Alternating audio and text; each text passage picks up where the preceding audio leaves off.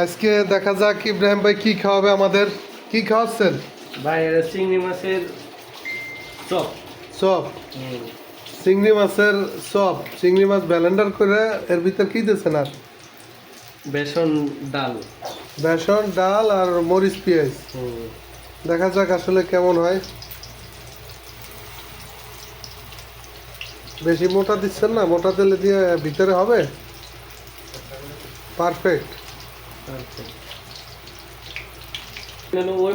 Already colour চলে আসছে, দেখছেন? এক পাশ প্রায় হয়ে গেছে, আর হয়তো 2-1 মিনিট রাখা লাগবে, এরপরে ওই পাশ উল্টে দেওয়া হবে। ওয়েট করেন আপনারা।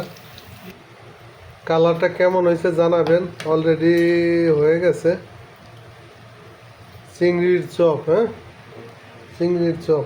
চিংড়ি প্রথমে ব্লেন্ডার করা হয়েছে, এরপর বেসন আর কি ডাল, বেসন ডাল আর পরিমাণ মতো পেঁয়াজ মরিচ যে যেভাবে খান